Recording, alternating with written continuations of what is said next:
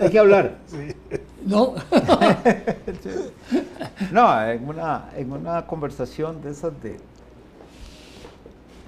amigos, alguien me reclamaba que en las transmisiones del programa hay cortes muy abruptos.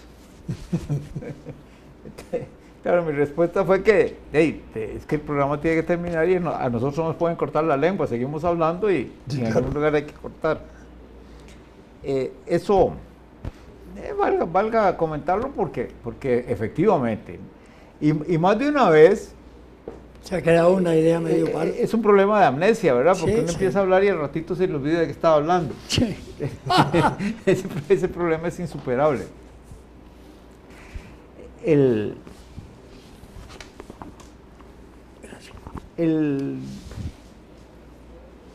tema normal de conversación aquí pues siempre va un poco por la actualidad, pero la actualidad se desarrolla en muchos niveles. Y bueno, sí, hay hechos científicos, pseudocientíficos que tienen alguna importancia y pasan porque uno no les pone cuidado. Obviamente no puede estar todo el tiempo pensando cuál fue la última especie de rana que descubrieron en Malasia o cosas por el estilo, ¿verdad? Pero un día de esto recordé lo que es tal vez mi primera reflexión sobre lo que es la ciencia por la ciencia misma. Ocurrió en Cuba que todo el mundo hizo bullying con un señor campesino que había hecho hasta una parte de la secundaria y se había dedicado luego a su predio, a los cultivos. Y entonces su tierra quedaba a la orilla de un río. Yo no me acuerdo cuál de ellos, uno de los ríos importantes de Cuba. Pero en Cuba los ríos no son muy caudalosos en general.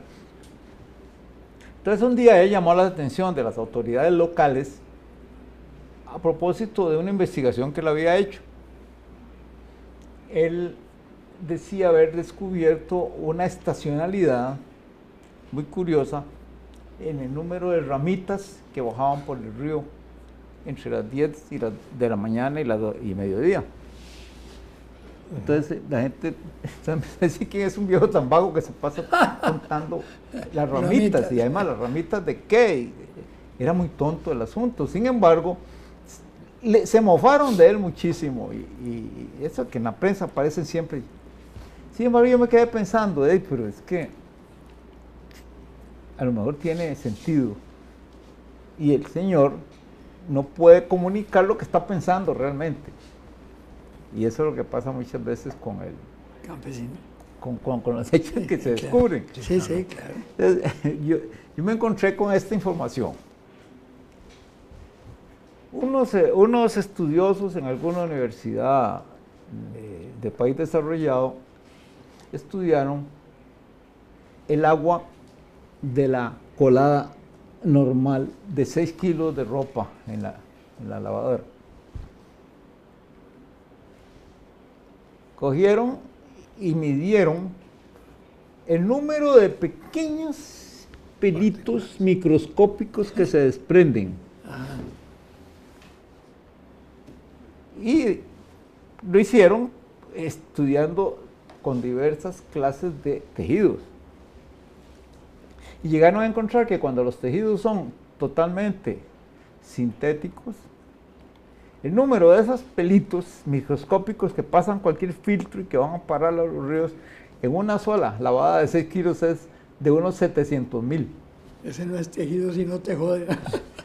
No, pero ahora sí. Sí, estos caramba estaban haciendo lo viejito de la... Sí. De las ramitas, ¿verdad? Sin embargo, ahora sí, ya como pueden hacerlo con medición, publicarlo en una revista científica, entonces claro, se les adquiere dimensión científica. Sí, pero entonces aquí viene algo que realmente deberíamos pensar no solo con respecto a eso, porque no es que la gente vaya a lavar la ropa, porque ellos usaron lavadora porque es lo más fácil, es decir, en una lavadora se puede medir el volumen del agua, recoger una muestra del agua, si no, Las señoras que lavan con batea, para decir algo, ellas hacen lo mismo, regan. Sí, sí. Entonces debe pasar lo mismo. La cuestión es, ¿qué pasa con esos pelitos que se van en el agua? Si son de algodón no importa porque son biodegradables, pero cuando son sintéticos, Ajá. entonces ahí se plantea todo un problema del efecto de esas pequeñas partículas en el medio ambiente. ¿Y para dónde se van? Exacto, Ese porque es. normalmente Sí, sí. una proporción importante de eso va para los Termina ríos en el y mar. al mar. Claro. En el mar. Entonces, la cuestión que ellos se plantean es esta, sin dar respuesta, porque todavía está como el viejito todavía con lo de las ramitas, ¿verdad? ¿Qué pasa con esa? Se habla de mecanismos para recoger el plástico que flota en el océano y se van buscando soluciones, pero eso, ¿qué efecto tiene sobre el plancton? Y una vez que tiene efecto sobre el plancton, ¿cómo afecta eso a la alimentación de los peces? Y ahí vamos en la cadena. Y es tenebroso porque se hacía un cálculo por ahí de cuántos millones de coladas con bravadoras se hacen al día en el mundo. Puchica, imagínate. Y es una cosa monstruosa, ¿verdad? Entonces, habría que imaginarse el agua del océano como una suspensión, ya se puede ir imaginando como una suspensión de partículas microscópicas de plástico. No las partículas grandotas como basura que están en la superficie y todo eso y que atragantan a las tortugas, todo. No, ahora... El problema sería el consumo de esas partículas por parte de los animales que también nosotros consumimos. Bueno, Claro. Sí, claro. no hay mucha posibilidad de que en la carne de ellos viniera, pero sí hay un efecto de algún tipo, a lo mejor es positivo, a lo mejor resulta que es una ventaja, pero hay que preguntarle al viejito de las ramitas de qué ramitas estamos hablando, ¿verdad? Pero qué positivo puede ser para un pez que trague el plástico. No, yo por supuesto que no. No, es que me llamó la atención, tal vez es positivo. Y dije, El problema es un problema gustatorio, de gusto. El pez de pronto no puede distinguir Claro, sabores. cuando la leche, usted le echa tal vez vienen las espinas. le echa una fruta y hace La un batido licúa. que sabe mejor, ¿verdad? Pero así es como, sin darse cuenta, imagínate, ahora hay que pensar que cada vez que se hace una colada en la lavadora, se lanzó al medio ambiente una... Miles. Imagínate, 700,000 en el caso de una de En los... 6 galones. Y es que casi todas ahora, la ropa interior y todas son Sí. plásticas, ¿no? Sintéticas. Claro, porque si uno se imagina que si fueran de lana, pues la proteína de la lana puede ser... algodón. Pero aquí estamos ante un fenómeno... Sí, interesante. Yo nunca había pensado en eso. Una civilización aniquilada por las lavadoras.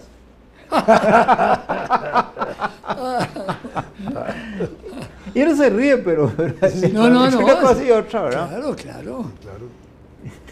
Entonces no se trata de decirle a la señora, no laven la ropa porque ¿cómo harían?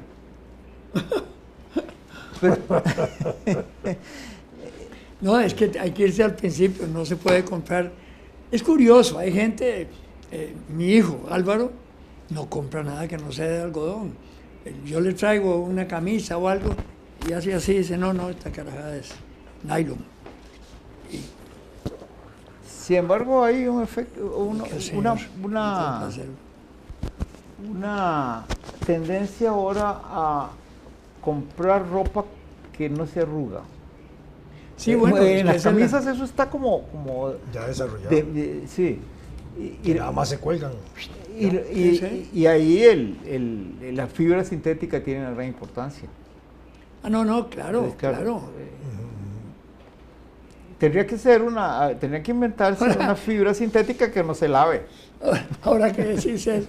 Bueno, si uno consumiera eso, de pronto puede tener el efecto para que uno no se arrugue. Bueno. me Podríamos pensarlo. me pasar el volado. Pues tenemos que ¿Tú sabes empezar que pronto. en Nueva York una vez estaba yo recién llegado y había comprado precisamente unas camisas, y eran muy bonitas, de esas plásticas, sintéticas, tela sintética. Y estaba haciendo un frío, claro, yo no tenía donde colgar ni nada, porque estaba llegando, era un cuartito de hotel, tenía una salidita ahí, y entonces colgué la camisa así afuera, para que se ventilara. Y se vino una nevada en la noche, y al día siguiente salgo y veo la camisa así, y la agarro y ¡plá! Se me quebró. ¿Se quebró? Se quebró. Sí, sí, iba a sí, la sí, sí. puerta que tiraba. Bueno, Sí, sí. probablemente si vos estuvieras congelado afuera te quebras también. Aquella broma que hacían unos que se ponían a orinar y cogían cubitos de hielo y los iban tirando así. Ah, ¿Y qué estás haciendo? No, es que se me congeló. Cubitos de hielo.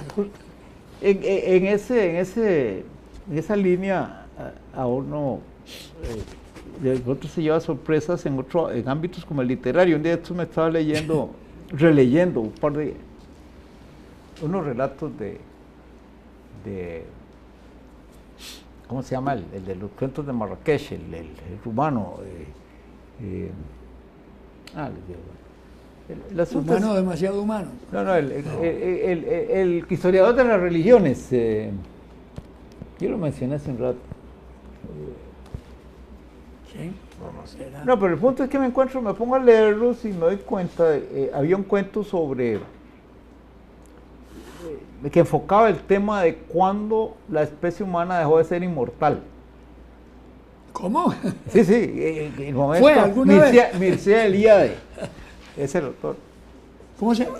Mircea Eliade. Ah, sí, no lo conozco. ¿Cuándo dejó de ser inmortal la El ser humano. especie humana? Y entonces él lo hace como es literatura, pues dice lo que quiere, pero plantea la posibilidad de que el pecado original consista precisamente en lo que la Biblia dice, en la En ese reproducción. momento se puede morir. Porque la reproducción significaría un proceso en el cual hay un intercambio de proteínas entre dos Seres, cuerpos claro.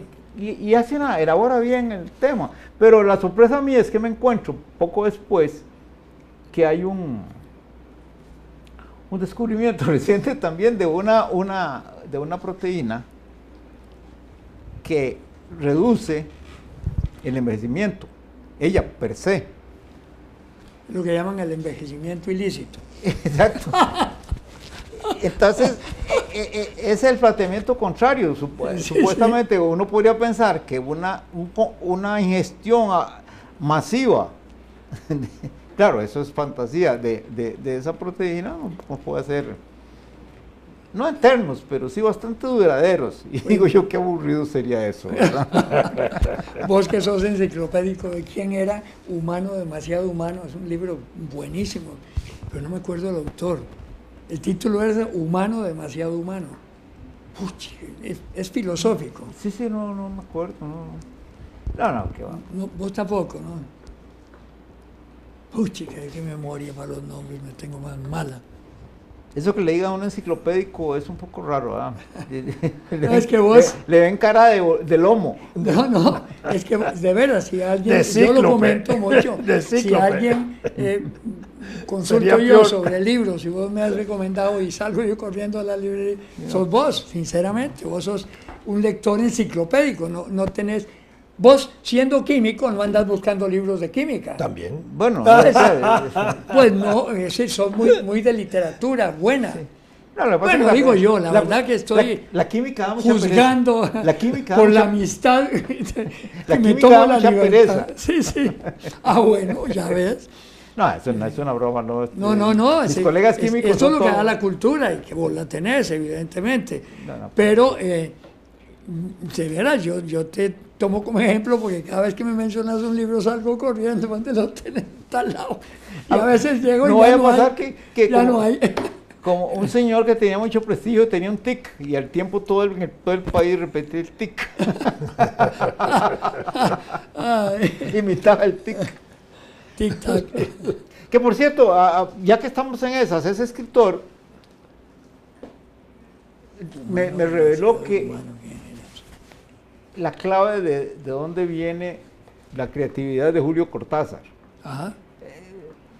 Uno puede ser ofensivo con un autor si dice algo así, ¿verdad? Pero efectivamente, yo no me imagino ahora, después de haberlo vuelto a leer a Mircea Eliade, yo no me imagino a Cortázar si no leyó él a Mircea Eliade en algunas en la narrativa. Tal vez en ceremonias, que se mete un poquito dentro de esos temas. Sí, claro. ¿Verdad? Sí. Y uno dice, bueno, la verdad es que así tiene que ser todo el saber humano, incluso en ese ámbito, ¿verdad? Como no está el mal en recibir influencias, sino en saber manejarlas. Si el conocimiento humano fuera sólido, te imaginas los tropezones que se estarían dando. Exacto. Por todos lados. Sí. Bueno, mira, para los historiadores es lindísimo. Hay una discusión que está de nuevo tirada al aire. La de la autenticidad del rey Arturo. Se pone a escarbar en Inglaterra, más de lo que han escarbado. La mesa redonda. Y empiezan a encontrar indicios de que existió. De que existió, pero digamos, indicios que son interesantes, no definitivos, pero dice uno, qué tirada, que uno no va a ver suficiente para ver el capítulo final, ¿verdad? Pero vieras qué bonito es eso. Acordate que en la película de Rolfín, la original, el rey Arturo, que en realidad le habían robado perdón. Ese era Ricardo Corazón. Ya se me enredó la pita, porque es más o menos dentro del mismo contexto. No, el rey Arturo, claro, la mesa redonda. Pero siempre uno dice, bueno, qué tirada que uno no va a vivir suficiente para ver el final de esa historia cuando los historiadores, los arqueólogos... Entonces no somos inmortales. Esto va a ser muy difícil porque siempre van a haber posibilidades de investigar más. Sí, claro. Sí. Y de echar abajo teorías y hacer otras. Ahorita decía como el alajuelense que decía, bueno, pues el primer selfie, el selfie más viejo que yo conozco es una momia de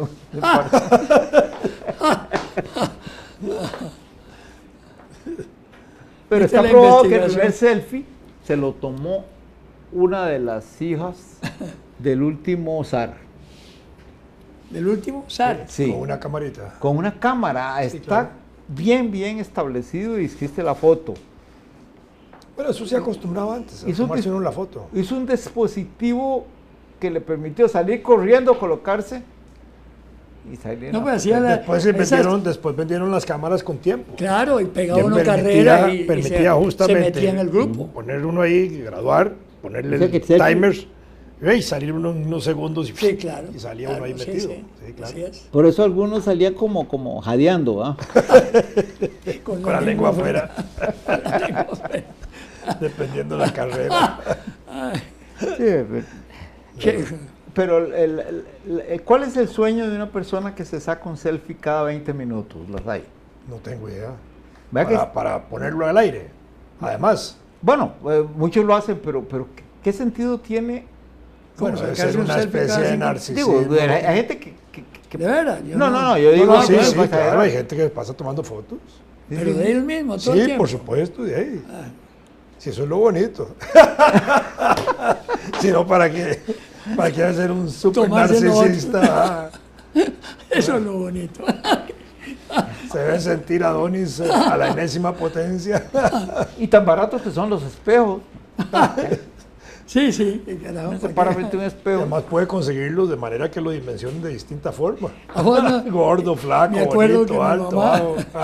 Mi mamá me decía, me estaba peinando, me decía, no se veía mucho porque le sale el diablo en el espejo.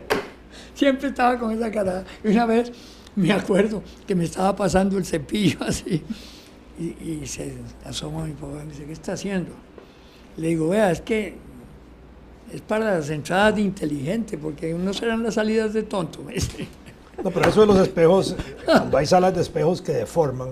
Sí, claro, en el Variedades había. Simpático eso, porque de pronto uno entra y se ve uno en las formas más graciosas que uno puede apreciar. En el cine Variedades había no sé si la gente tomará selfies ahí, pero de todas maneras. No, eso de tu abuela me recuerda, qué vacilón. Hay un cuento de Kolakowski, Conversaciones con el Diablo. Kolakowski tiene una serie de cuentos, Conversaciones con el Diablo, Encuentros con el Diablo, en el cual, en ese libro hay un cuento en el que el diablo no aparece para nada, aparentemente, porque está Martín Lutero haciendo sus abluciones, preparándose para ir a hacer algo, y busca el bastón y toda la cosa, y de pronto está con el bastón en la mano y se acerca al espejo, y entonces se acerca al espejo, pero algo, no se ve. oye un ruido y se vuelve y se empieza a rearle al diablo, a pegarle al diablo, porque se lo encontró ahí. Y claro, los criados vienen corriendo y ven que le está volando garrote al espejo. Te cuento bueno. La conversación de Martín Lutero con el diablo. Mi abuela siempre decía. Eso fue redactado por un católico. Era polaco, un católico polaco. Sí, claro. Una ordenanza del Papa que le hicieran esa historia a Martín. Sí, se lo deben haber encargado. Al Papa actual no le mostraría en lo más mío, no le molestaría. Dice que Francisco. hay que aterrizar. Él antes de ser jesuita anduvo patinando por los grupos protestantes, ¿no? ¿Quién? Francisco. Papa, claro. ¿Qué tiene amigos? Él lo cuenta, sí, tiene. Es más, tiene su íntimo amigo, es un pastor protestante. Íntimo.